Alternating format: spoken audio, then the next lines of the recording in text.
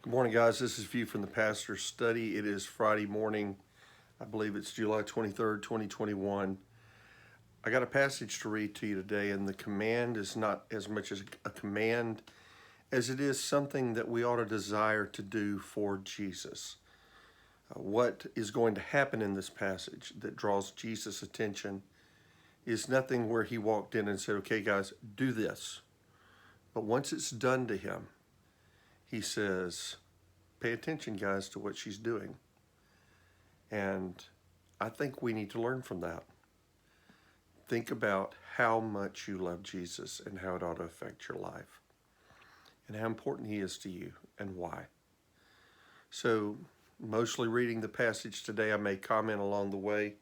We're starting in Luke chapter 7, verse 36, and we're going to go till the end of the encounter. Then one of the Pharisees asked him to eat with him. And he went to the Pharisee's house and sat down to eat.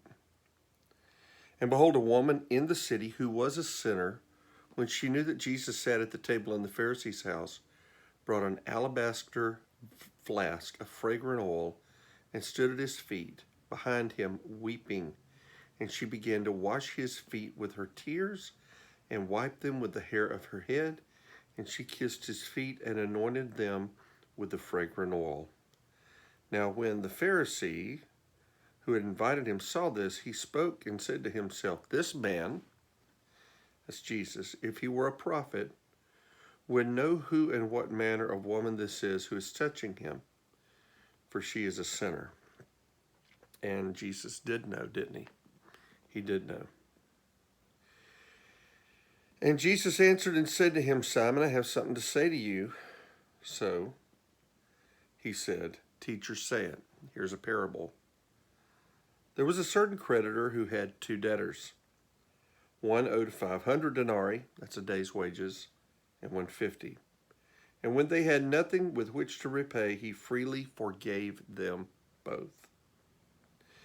Tell me, therefore, which of them will love him more? Simon answered and said, I suppose the one whom he forgave more. And he said to him, You have rightly judged.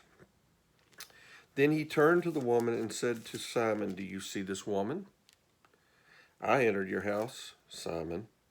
You gave me no water for my feet, but she's washed my feet with her tears and wiped them with the hair of her head. You gave me no kiss, but the woman has not ceased to kiss my feet since the time I came in. Now remember, let me stop here before I keep reading. And I'm thinking about this as I'm reading.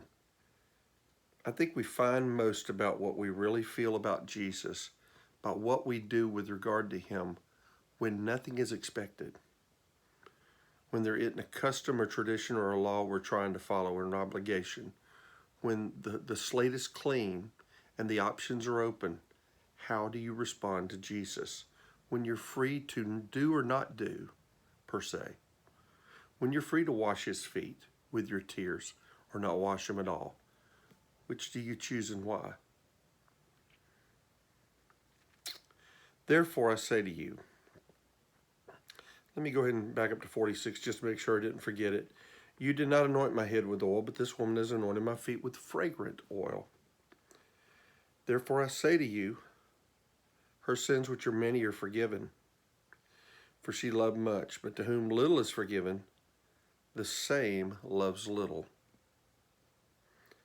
Is our love to Jesus tied to our forgiveness? I'm just wondering, because that seems to be implied here. Then he said to her, your sins are forgiven.